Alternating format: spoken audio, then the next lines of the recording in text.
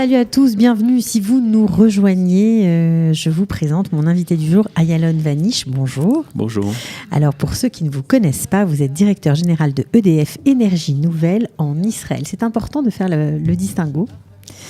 Oui, on a une activité qui est centrée sur les énergies renouvelables, c'est-à-dire l'énergie solaire, l'énergie éolienne, le stockage d'énergie. Ok, alors avant de nous raconter un peu ce que vous faites au quotidien en Israël, vous qui êtes là depuis 11 ans, on va faire un petit retour arrière, surtout pour vous qui avez un parcours émérite. Vous êtes polytechnicien, vous avez aussi étudié à l'école Les Mines, vous avez été consultant dans de grands cabinets internationaux.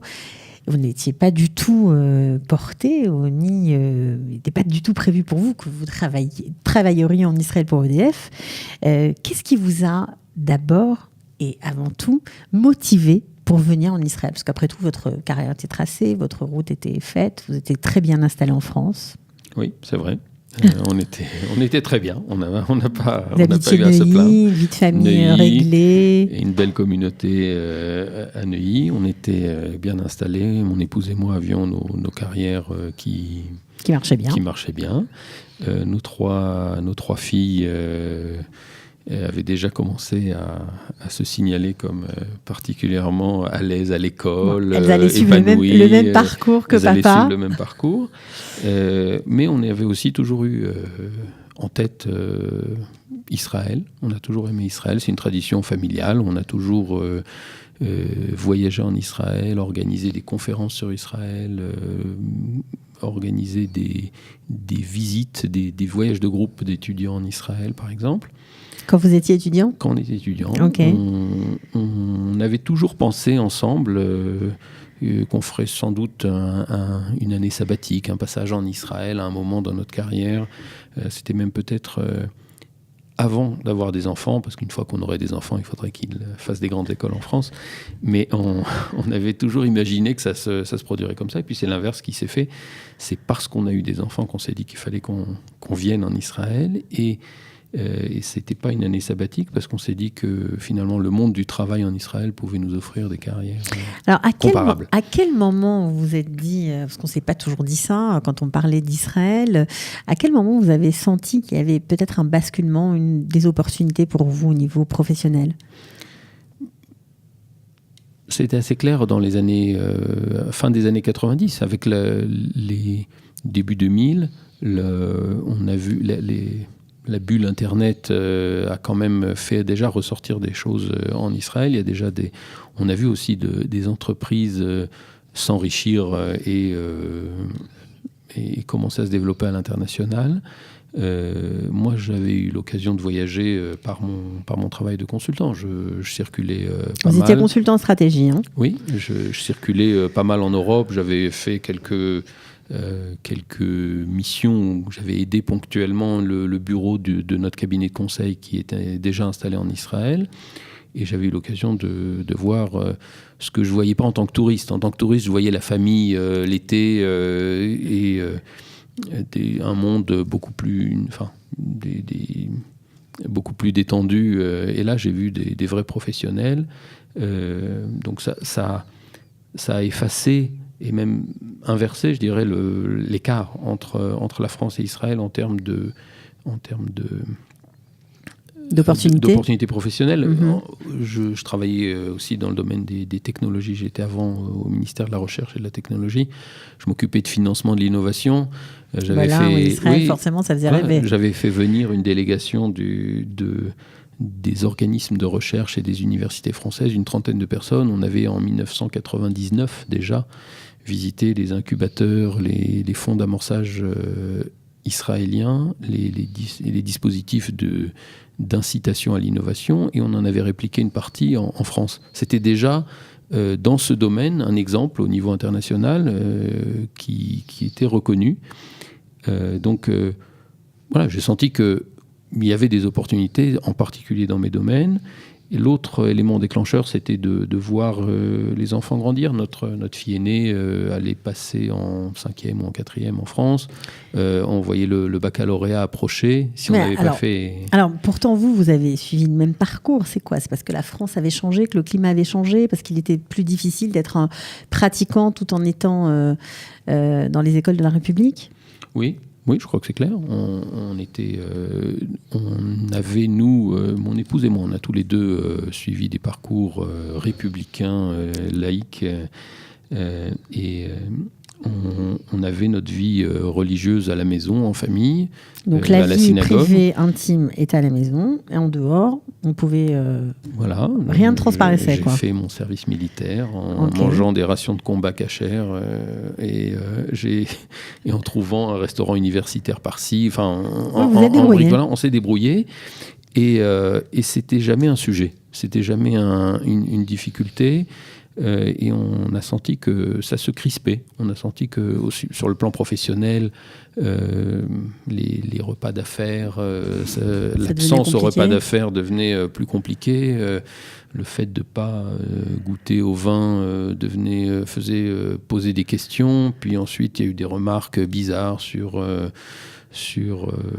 essentiellement de l'antisionisme. C'était pas tellement de l'antisémitisme, c'est ça ce qui nous gênait le plus. Ouais, c'est-à-dire que c'est une époque où Israël était mis à mal dans les médias, vraiment, et j'imagine aussi dans les conversations avec les collègues de travail. Des choses difficiles à avaler, et ça devenait de plus en plus gênant d'avoir une vie à la maison où on parlait, et puis on parlait d'Israël, de voyager en Israël et de revenir, d'avoir toutes sortes de remarques sur comment on pouvait passer des vacances en Israël alors que c'est un pays d'apartheid. Enfin bon, ça devenait un grand écart de plus en plus difficile à tenir, et on voyait aussi pour les enfants, pour la scolarisation, ce qu'on a fait nous pendant toute notre scolarité, c'est-à-dire travailler plus, être toujours les meilleurs, le meilleur pour avoir un français impeccable, parce qu'il n'est pas question de faire une faute d'orthographe quand on est juif, quand on est un immigré en France, enfin si on veut s'intégrer. Et on sentait que c'était de l'énergie perdue à lutter contre le système, alors qu'on pouvait peut-être en Israël être tout simplement normaux. Et ça serait peut-être plus épanouissant pour nos enfants. Sur le plan professionnel aussi, c'est plus simple de manger cachère à la cantine d'une entreprise en Israël. Ça, c'est sûr. Alors, en bon stratège, vous prévoyez tout, vous faites un plan, vous signez un contrat, et donc vous dites c'est bon, on peut partir, l'avenir est assuré, tout va rouler comme sur des roulettes. Et finalement, pas du tout. Les hommes font des plans, et puis Hachem s'amuse à les déjouer.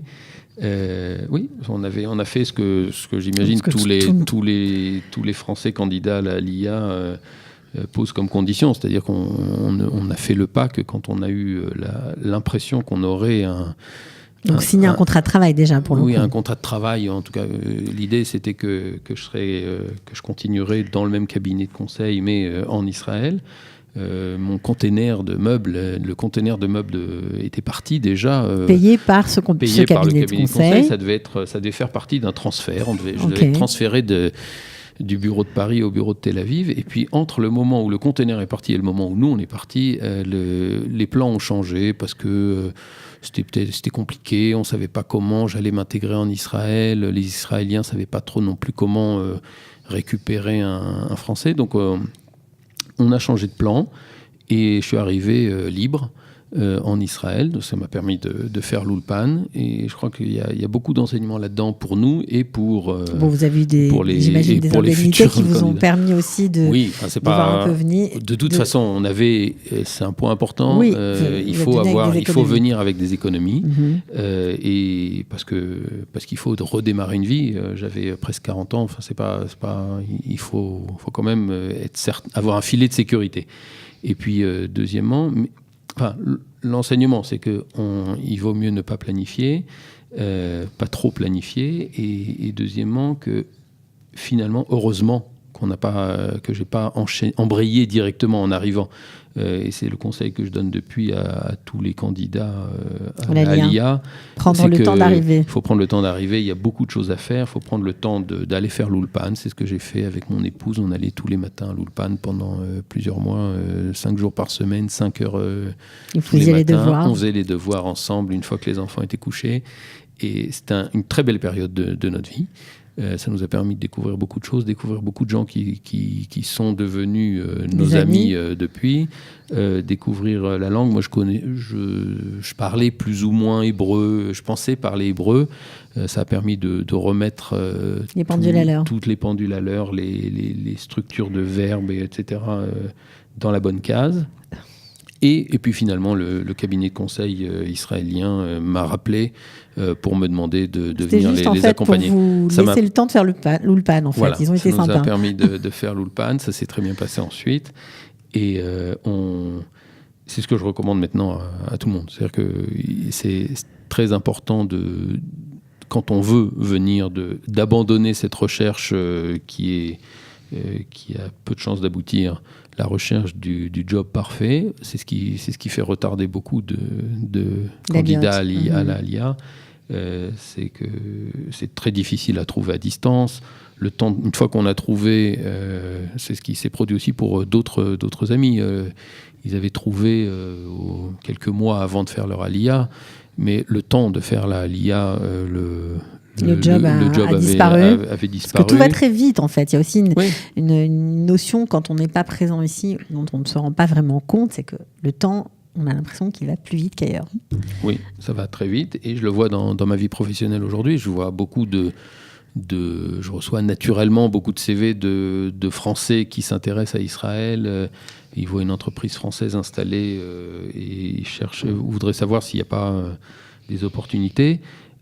Moi, je ne sais pas donner une offre à 3 mois. Je connais les besoins dans la semaine qui vient, mais à 3 mois, il y a beaucoup de choses qui changent en 3 mois en Israël. Ça, c'est sûr. Alors, vous travaillez dans ce bureau en local. D'ailleurs, vous êtes mieux payé que si vous aviez été embauché en tant qu'expatrié. Ça, c'est rigolo. C'est intéressant de le signaler pour... le cabinet de conseil à l'époque, oui. Finalement, ça s'est arrangé à la fois sur le plan en termes d'Ulpan et d'installation en Israël, et puis financièrement j'ai pas perdu au change de... Mais c'est important de le dire, parce que parfois on pourrait se dire... On peut pas compter sur les miracles. Non, mais c'est sûr, mais bon. C'est important de le dire, il faut reconnaître le miracle. Je suis très reconnaissant des nombreux miracles qui se sont produits pendant cette ALIA, mais il faut pas compter sur les miracles. Bon. Alors, vous continuez, vous travaillez, etc. Puis grâce à l'Ulpan, vous avez fait des connaissances. Et puis un jour, vous avez un copain d'Ulpan qui vous dit on cherche quelqu'un chez EDF. Oui, un copain, Lionel, dont j'ai fait la connaissance à l'Ulpan. Comme la quasi-totalité on connaissait personne en arrivant. Donc bien sûr, sans famille, juste... Et c'est devenu notre groupe d'amis avec... il y a une bonne vingtaine de familles avec lesquelles on s'invite en permanence, on est toujours dans les fêtes de famille des uns des autres. Donc Lionel me parle d'un ami en France qui dirige une entreprise qui cherche à s'installer en Israël. Et moi, je voulais lui proposer mes services en tant que consultant. Et c'est comme ça que s'est fait le lien, le démarrage dans une aventure pour les énergies solaires. Ok, tout a démarré. Alors ça, c'était il y a 7 ans. Il y a 7 ans. J'étais une toute petite... Enfin, il y avait 2 personnes... 2 salariés. En Israël. Et notre métier, c'est de construire des centrales solaires, bientôt des centrales éoliennes également. Pour le moment, c'est uniquement du solaire. C'est-à-dire des champs de panneaux photovoltaïques qui vont capter l'énergie solaire et produire de l'électricité directement, qui est vendue à Havrat Hashmal. La compagnie nationale d'électricité en Israël. Voilà, donc des immenses terrains de dizaines, centaines de terrains de foot, on va dire, il faut trouver ces terrains déjà, il faut trouver des accords avec les propriétaires des terrains, avec les kibbutzim, moshavim. C'est pas facile, j'imagine. Non, c'est compliqué, ça prend des années. Il faut obtenir de l'administration des domaines israéliennes les autorisations, il faut modifier le plan d'occupation des sols, obtenir les les permis de construire, les licences, c'est un process qui est long, qui est très juridique, très basé sur des négociations assez serrées. C'est très concurrentiel parce qu'il y a une pénurie de terrain en Israël. Et il faut dessus construire. C'est une technologie qui est maintenant maîtrisée, mais qui est en constante évolution. Il faut construire au meilleur coût pour être le plus compétitif possible. C'est central. Alors justement, c'est très intéressant parce qu'on voit ces belles photos derrière nous. Quel est l'intérêt d'EDF de justement venir construire en Israël ? EDF construit partout dans le monde, partout où il y a des possibilités de construire des projets. Il y a en Israël un potentiel solaire important, il y a beaucoup de soleil, et il y a un besoin d'énergie propre, parce qu'en Israël, il n'y a que, pour le moment, de la production d'électricité par le gaz et le charbon. Il n'y a pas d'énergie hydraulique, il n'y a pas de fleuve en Israël qui aide à produire de l'électricité. Il n'y a pas de centrale nucléaire civile qui produit de l'électricité. Donc l'électricité produite, c'est en brûlant du charbon ou en brûlant du gaz ou en brûlant du fioul. Tout ça, c'est très polluant. Et Israël s'est engagé au niveau mondial à réduire ses niveaux de pollution et à augmenter la part d'énergie renouvelable. Et d'énergie propre. D'énergie propre. Donc il y a un besoin, il y a une demande du gouvernement israélien, il y a des dispositifs d'accompagnement pour développer ce type d'énergie. Et c'était à l'époque, il y a 7 ans, c'était des subventions du gouvernement, d'une certaine façon, indirectement. Du gouvernement israélien pour attirer des investisseurs qui construiraient ces centrales et qui les rentabiliseraient ensuite sur une vingtaine d'années. Et qui permettrait à Israël d'acheter à EDF, pour le coup, de l'électricité. Voilà, c'était des subventions de l'État pour avoir de l'énergie propre. Et depuis, avec les développements technologiques et avec l'efficacité à laquelle on est arrivé dans les constructions... Il n'y a plus de subventions, il n'y a plus besoin. Il n'y a plus de subventions, au contraire, nous subventionnons. Donc nous seulement, nous apportons de l'énergie propre, mais en plus, elle est moins chère. Pour les prochains projets que nous allons connecter d'ici la fin 2018, ce sera de l'électricité moins chère que ce que Chevrat Hachmal produit elle-même. Mais donc, c'est moins cher parce qu'avec le temps, les coûts de fabrication des panneaux photovoltaïques ont beaucoup baissé. Et forcément, voilà. Alors, il y a une jolie histoire que vous m'avez racontée hors antenne, ça m'a fait sourire quand même parce que c'est assez drôle. Donc les panneaux qu'on voit à l'antenne, là, ceux-là, justement, ceux qui sont juste derrière vous, viennent... voilà, Mitzperamon, viennent d'une petite ville de France. Ces projets-là, Israël a démarré un peu tard. C'est une question qu'on me pose souvent. Est-ce qu'il y a un savoir-faire particulier en Israël dans l'énergie solaire ? Alors oui, il y a des chauffe-eau solaires en Israël très développés, les Doutchemesh. Enfin, c'est de la ferronnerie de base. Hein. Y a rien c'est pas très technologique, mais tout le monde en a. Par contre, dans ces domaines-là de l'énergie photovoltaïque, il n'y a pas de savoir-faire particulier. Israël a démarré même tard par rapport aux autres pays. Et donc, dans les années 2013, 2014, 2015, alors que beaucoup de pays avaient déjà construit, avaient déjà commencé, Israël a démarré. Et restait la dernière usine de panneaux solaires en France, à Bourgoin-Jallieu, qui se trouvait en situation financière difficile. Qui allait faire faillite, qui allait fermer, tout simplement. Et c'est les projets qu'on a construits en Israël qui ont absorbé la quasi-totalité de sa production pendant plusieurs années. Ça veut dire qu'Israël, en tout cas le fait d'avoir accueilli sur son sol ces panneaux-là, fabriqués dans cette usine de Bourgoin-Jallieu, a sauvé cette usine et les 350 salariés. Oui. Je crois qu'on peut le dire. C'est un message que les autorités françaises ont bien entendu plusieurs fois, parce que c'est la réalité de ce partenariat très spécial qu'il y a entre la France et Israël. Mmh. Alors, vous êtes implanté du nord au sud. Est-ce qu'il y a quelque chose de spécial en Israël par rapport à d'autres pays ? Est-ce qu'implanter des panneaux comme ceci en Grèce ou dans le sud d'Israël, c'est la même chose ? Il se trouve que c'est pas la même chose. On n'arrive pas complètement à expliquer pourquoi, mais il se trouve que ça marche très bien. Les panneaux se sont bien acclimatés. On a beaucoup de soleil. On a très peu de nuages. Il suffit d'un petit nuage pour beaucoup perturber la centrale. Les effets ne sont pas proportionnels. Donc, comme on a nous, par exemple à Mitzperamon, on a quasiment 0 précipitation dans l'année et il n'y a aucun nuage qui passe. Il y a un air très pur. Il suffit de voir le ciel la nuit à Mitzperamon pour comprendre que l'air est vraiment très pur. Et donc, il y a et il fait assez frais. En réalité, Mitzperamon, par exemple, c'est à 800 mètres, 900 mètres d'altitude. Donc, il y a ça. C'est meilleur pour la production des panneaux photovoltaïques. La chaleur dégrade les panneaux solaires. Donc, au total, ça marche bien. Ça marche mieux qu'en Grèce, où par exemple, c'est pas très loin de chez nous, ça pourrait être pareil. Ça marche mieux qu'en Grèce, ça marche mieux que dans les déserts d'Arabie Saoudite ou autres, sans doute, parce que la chaleur là-bas est plus importante.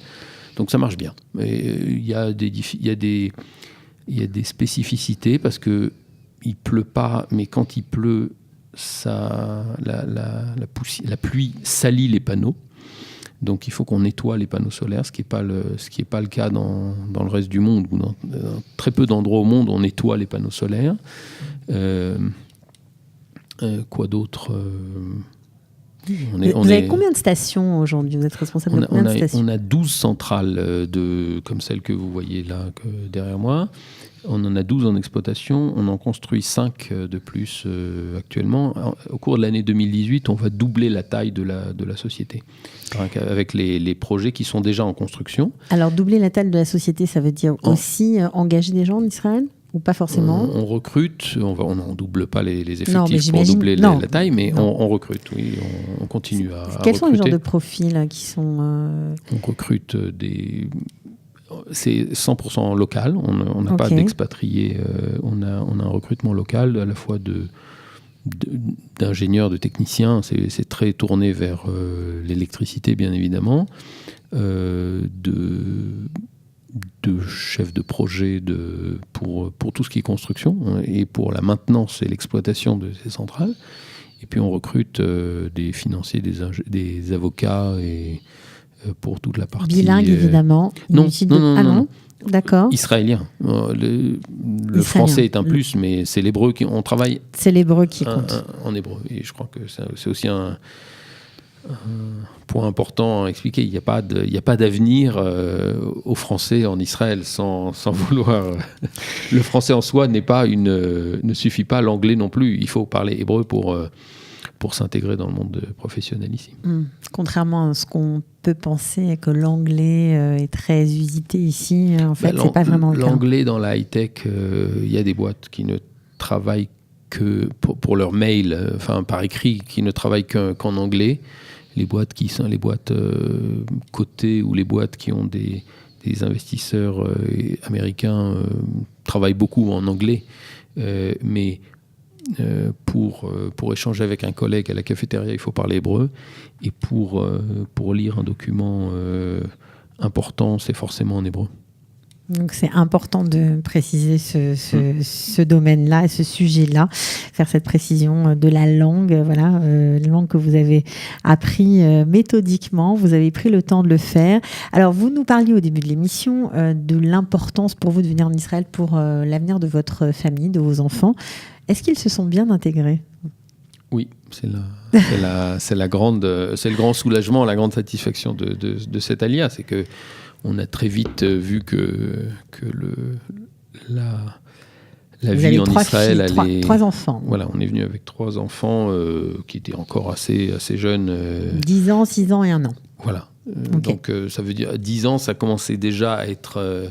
commençait déjà à quitter ses copines de France avec un peu de nostalgie et elle avait déjà été en 6e en France, donc elle avait était déjà formatée et du coup il a fallu reformater à l'israélienne. C'est pas grave. Dans ce sens-là, c'est plus facile que dans l'autre sens. Et pour celle de 6 ans, elle a appris à écrire en même temps que les autres. Et celle de 1 an, elle a appris à parler en même temps que les autres. Donc elles étaient tout de suite israéliennes. Pour la grande, ça a pris quelques mois. À cet âge-là, de toute façon, ça va vite. Alors justement, votre grande fille qui est à l'armée aujourd'hui, lorsque vous voyez la jeunesse qu'elle fréquente, vous faites forcément une comparaison avec ce qu'elle aurait pu devenir ailleurs, dans un autre pays. Il y a une grande différence pour vous entre la jeunesse israélienne et... Nous, on est très contents, mon épouse et moi, c'est des sujets, on a eu l'occasion d'en discuter. On est très contents du monde dans lequel évoluent nos filles. On pense qu'on a beaucoup gagné en qualité. C'est une jeunesse extraordinaire. Et quand on voit ces jeunes à l'armée engagés, donc ça veut dire que c'est des gens qui ont un projet, qui ont une vision. Oui, même si c'est pas une vision à très long terme, c'est des gens qui se donnent pour la collectivité. Il se trouve que notre fille également a suivi un parcours d'une unité plutôt une unité d'élite dans l'armée. Donc elle est particulièrement bien entourée, et je compare ça aux jeunes du même âge en France en me disant qu'on gagnerait beaucoup à donner ce type d'expérience aux jeunes en France, l'expérience de la responsabilité, l'expérience du bénévolat aussi, toutes les activités des lycéens, ça nous donne un peu le tournis. Tellement ils en font. C'est vrai. Ils en font, avec l'engagement social est beaucoup plus fort, l'envie de faire des choses ensemble est beaucoup plus forte, et ça nous paraît très encourageant pour l'avenir. Bon, j'imagine que c'est sans regret alors. Dès les premiers mois, c'était sans regret. On a tout de suite vu qu'on avait fait le bon choix, et pour la famille qui est restée en France aussi, c'était évident que malgré les hésitations des premières semaines, il y a eu un pincement de cœur quand on est parti, mais c'est normal. Tout le monde c'était évident que c'était le bon choix. Bon, eh bien, écoutez, Ayalon Vanish, merci beaucoup d'avoir accepté de répondre à mes questions. On était ravis de vous accueillir ici. Voilà, j'espère que peut-être les postes que vous avez cités auront donné des idées à des gens qui sont là depuis longtemps et qui cherchent, pourquoi pas, rentrer de plein pied dans le monde du travail israélien. Voilà, on ne sait pas. La vie est pleine de surprises. Merci beaucoup. Merci à vous. Et à très bientôt. Au revoir. כמה טוב שבאת הביתה, כמה טוב לראות אותך שוב. Ils ont relevé le défi de l'Alia. Studio Kalita vous raconte leur histoire. Alia Story, c'est vous, c'est nous.